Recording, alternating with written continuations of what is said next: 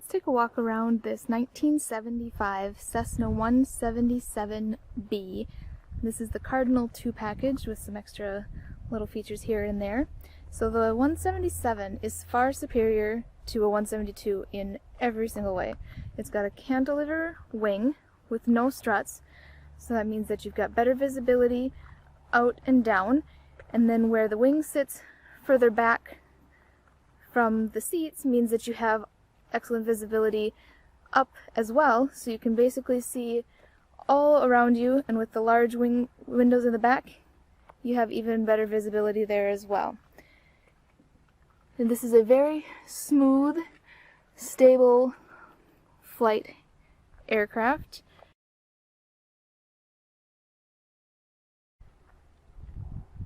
It's very easy to fly, very comfortable to fly for long distances.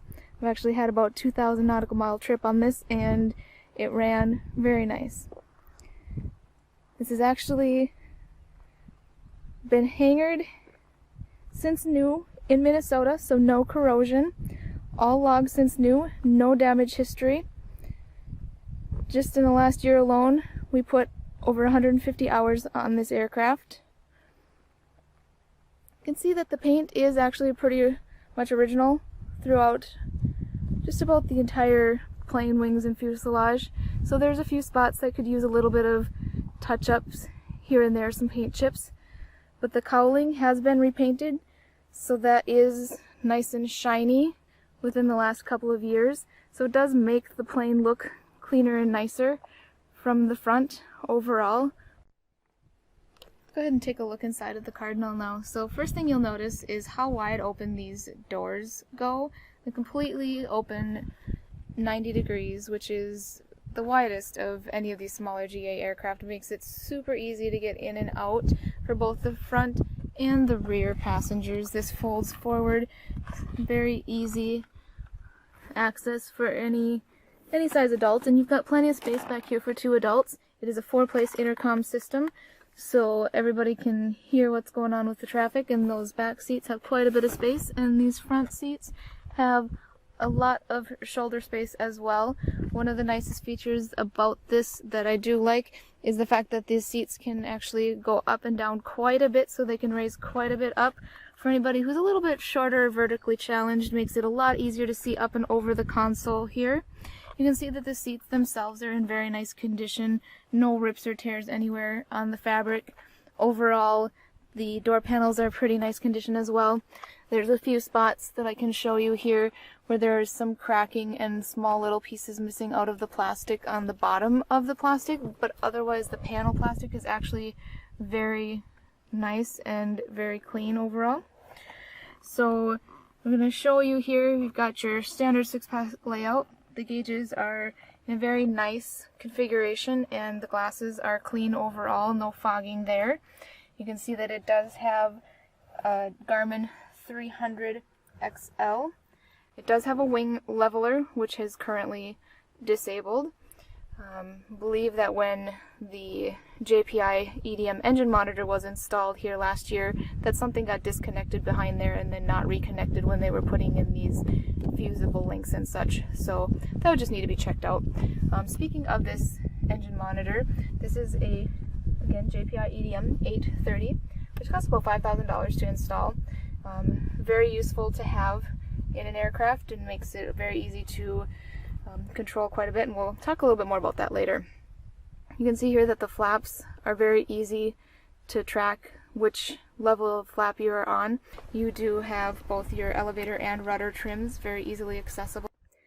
So one of the nice things about this that a lot of the smaller GA aircraft don't have is that it does have a both option for the fuel selector. So you can select left tank, you can select right tank, and you can select both. So if you set it on both, set it and forget it, it'll draw from both tanks simultaneously, and it'll keep them level so you're not draining one tank or the other too much.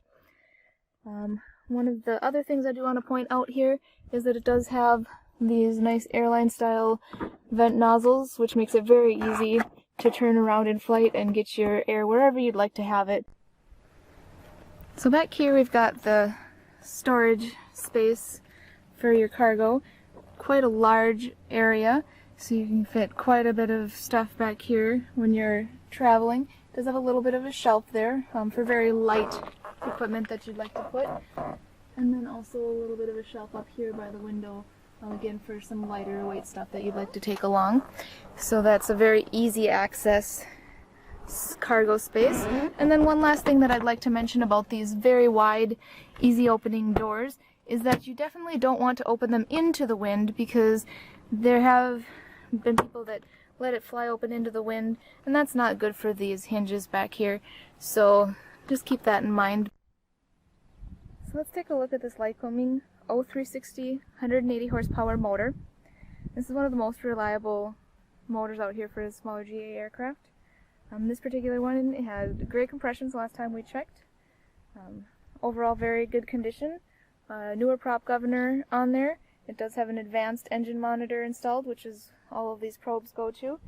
So you can see really clean overall. It only uses about a quart every 10 hours or so, which is a very small amount for this type of motor, as many of you will know.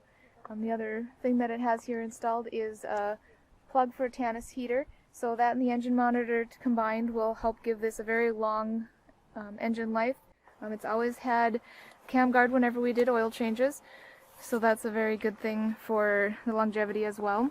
We do run oil analysis, so you can see here you've got the oil analysis from the most recent 2 oil changes, and you can see that the levels are either the same or down just a little bit, which shows that there's very minimal wear in the bottom end.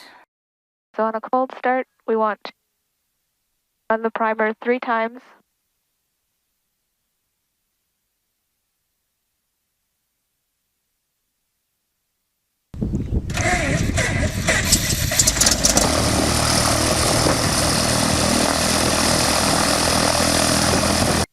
So you can see that the oil temp is going up, good oil pressure on it, shows you your current gallons per hour usage, which is very handy in flight.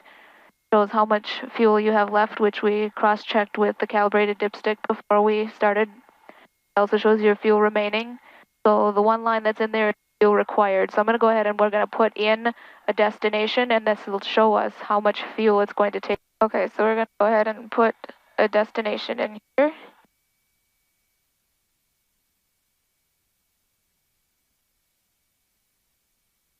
That's just about 40 nautical miles away. Push navigate, and so then it can load up the maps.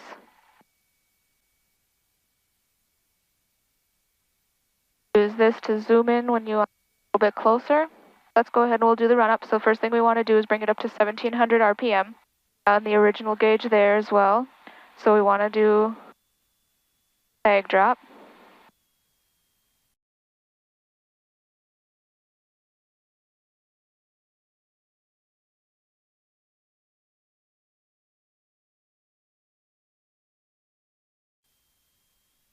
We can see that there was less than 50 drop between the two. Cycle out the prop. So we're watching for the RPM to drop, and we're watching for the oil pressure to drop when we're doing that. So we're going to go ahead and test the auxiliary fuel pump there. Watching for the fuel pressure to change on the gauge, and see that it bumps up.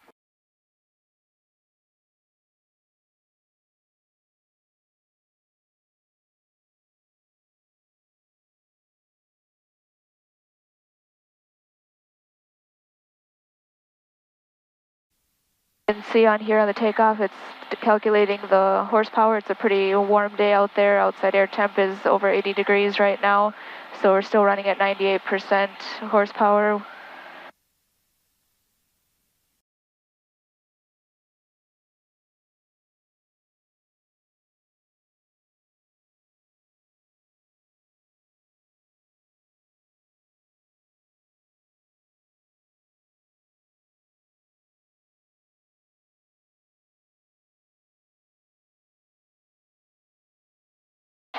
We've got almost 1,000 foot per minute climb at about 90 miles per hour.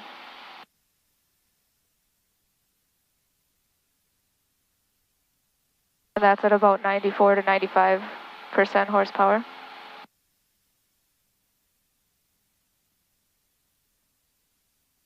So we're running a cruise climb. We're at just about 500 foot per minute right now. Our airspeed running about 74% horsepower. As you can see on here, now that we have a direction and location set up in the GPS, then it's also showing us how much fuel is going to be required. So we slowed down to our maneuvering speed. We're going to go ahead and take this turn.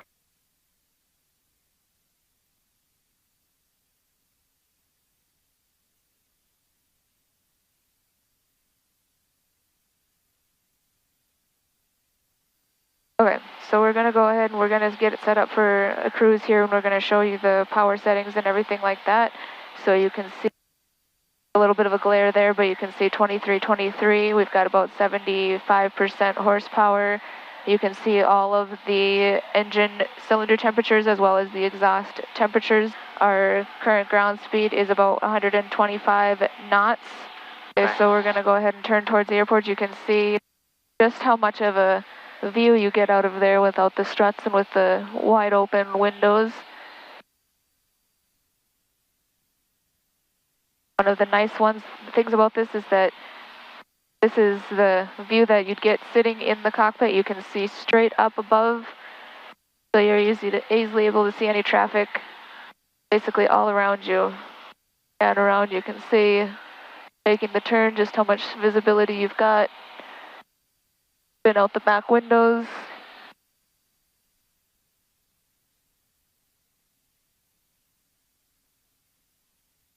All right, since we've got a crosswind, we're going to go ahead and grab it in a little bit at an angle here. And maintain just a little bit higher airspeed due to the gusting winds.